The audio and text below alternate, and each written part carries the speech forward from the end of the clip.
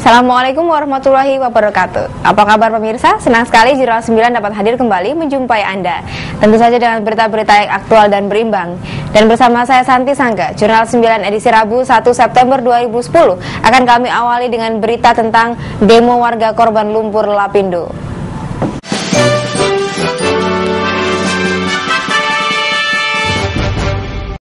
Pemirsa, puluhan warga korban lumpur Lapindo asal 3 desa di wilayah Porong Sidoarjo di luar peta terdampak. Sejak Rabu pagi hingga siang kembali melakukan aksi demo menuntut perhatian pemerintah. Warga menutup Jalan Raya Porong sekitar 10 menit dan sempat mengganggu arus lalu lintas di Raya Porong. Arus lalu lintas Surabaya-Malang yang melewati jalur lumpur Lapindo di Porong Sidoarjo Rabu pagi tadi sempat terganggu sekitar 10 menit akibat aksi demo warga korban lumpur Lapindo di luar peta terdampak yang menuntut ganti rugi dari pemerintah. Dalam aksinya, warga korban lumpur dari 3 desa, yakni Desa Siring Barat, Jatirejo Barat, dan Mindi ini sempat melakukan aksi penutupan Jalan Raya Porong sebagai bentuk mencari perhatian pemerintah yang kini terkesan tutup mata terkait penderitaan warga di luar peta terdampak. Aksi spontanitas ini merupakan bentuk kekesalan warga korban lumpur di luar peta terdampak yang hingga kini belum mendapat penanganan dan perhatian dari pemerintah. Meski kondisi tempat tinggal mereka telah ditetapkan pemerintah Jawa Timur tidak layak huni. Warga mengancam akan terus melakukan aksi demo dan menutup Jalan Raya Porong jika tidak ada perhatian dari pemerintah.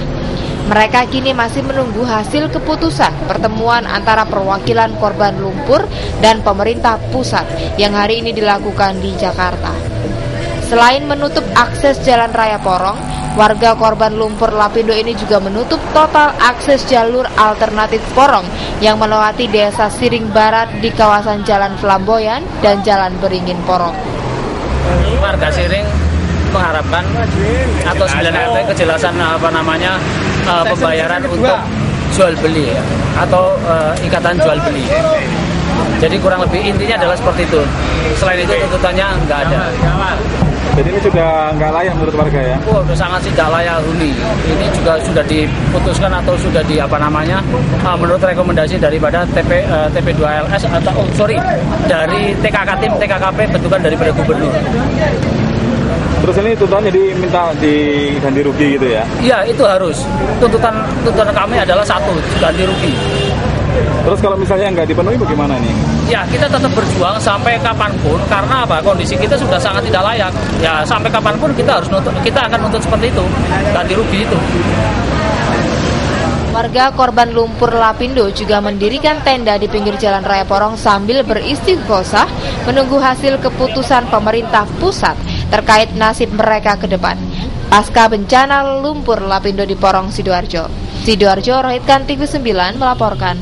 Masih tentang demo di Sidoarjo, puluhan buruh pabrik SPBI dan Kasbi berdemo di depan Disnaker Sidoarjo untuk menuntut kesejahteraan upah minimum dan kesehatan. Para buruh sudah sering mengemukakan hal ini, namun tidak kunjung ditanggapi. Aksi unjuk rasa digelar oleh Kongres Aliansi Serikat Buruh Indonesia atau KASBI di depan kantor Disnaker Sidoarjo. Mereka menuntut kesejahteraan upah minimum dan kesehatan, serta penghapusan sistem kontrak. Ada beberapa tuntutan yang dilemparkan buruh ini dalam aksinya, yakni penyelesaian seluruh persoalan antara buruh dengan manajemen perusahaan. Dari data yang ada, ratusan buruh ini merupakan gabungan beberapa perusahaan yang dianggap bermasalah.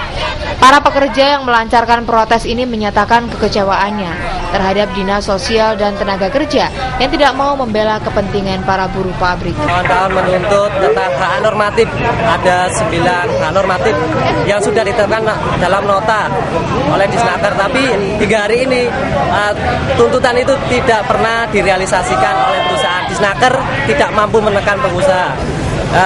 Mungkin di situ mengenai dari kekurangan upah hingga sampai gaji di bawah UMK, terus pensiun, cuti haid, cuti melahirkan, itu sudah dilanggar oleh perusahaan. Tapi apa yang diperbuat oleh Disnaker hari ini yang berjalan di tempat. Kemarin ada sekitar 78 anggota kami yang ditelantarkan, tidak dapat menerima gaji sama sekalipun. Nah, ini kami di sini menuntut agar ketegasan dari Disnaker Apakah Disnaker hari ini kita ketahui kapasitas sebagai dinasnya tenaga kerja atau dinasnya pengusaha? Demo akan terus dilakukan apabila tuntutan mereka tidak terpenuhi dan akan berencana turun jalan seusai Lebaran nanti. Sidoarjo, Rohitkan, TV 9 melaporkan. Akibat konflik manajemen yang berkepanjangan yang terjadi di Kebun Binatang Surabaya, 689 hewan mati. Untuk itu pemerintah kota Surabaya diminta untuk segera mengambil alih. Jika ini dibiarkan, tidak menutup kemungkinan hewan yang mati akan terus bertambah. Data Perkumpulan Taman Flora dan Satwa Surabaya mencatat 21 ekor aves, 2 ekor reptil, 1 ekor cita, 1 ekor harimau, dan 1 ekor singa mati. Data itu belum termasuk 689 ekor.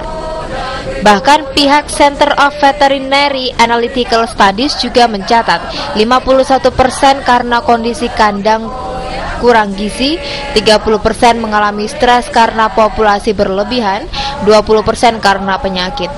Dengan adanya sejumlah rentetan kematian hewan yang ada di Kebun Binatang Surabaya, Aliansi Badan Eksekutif Mahasiswa Suramadu, Badan Eksekutif Mahasiswa Institut Teknologi 10 November, Badan Eksekutif Mahasiswa Universitas Airlangga menggelar demo dan menuntut pihak Kebun Binatang Surabaya yang dinilai tidak bertanggung jawab. Selain tuntutan ditujukan ke pihak manajemen Kebun Binatang Surabaya, mereka juga menuntut kepada pemerintah kota Surabaya untuk melakukan reformasi struktural pengelola. Di mana kita mengetahui dari awal dari manajemen itu mulai melakukan kejanggalan-kejanggalan, mulai adanya satu persatu hewan yang berjatuhan meninggal, sampai sekarang dicabutnya manajemen Kebun Binatang sendiri oleh Kemenhut, sehingga diganti oleh tim manajemen gabungan dari Kemenhut, Gubernur dan kemudian Wali Kota. Sampai sekarang yang kita inginkan adalah profesionalitas, karena tim manajemen baru itu pun belum menunjukkan profesionalitas yang jelas. Jadi sini kami inginkan sebagai mahasiswa adalah menuntut profesionalitas instansi pemerintahan yang bertanggung jawab, yang ikut serta bertanggung jawab dalam kasus meninggalnya binatang-binatang satu persatu itu. Yang kami inginkan adalah profesionalitasan yang dari level terkecil, dari mulai perawatan kandang sampai level manajemen di tingkat atas. Jadi itu yang kita inginkan. Dalam kaitan dengan hal ini, kami Persatuan Mahasiswa Pencinta Binatang Surabaya akan terus memantau, akan terus berusaha memantau dan kemudian akan terus menuntut apabila perbaikan profesionalitas ini tidak jalan sesuai yang kita inginkan. Surabaya, Kusmeji, TV 9 melaporkan. Ya, pemirsa, Jurnal 9 akan segera kembali dengan berita dari PT Pelni yang melakukan pemantauan guna persiapan kapal penumpang di Pelabuhan Tanjung Perak, Surabaya. Tetaplah bersama kami.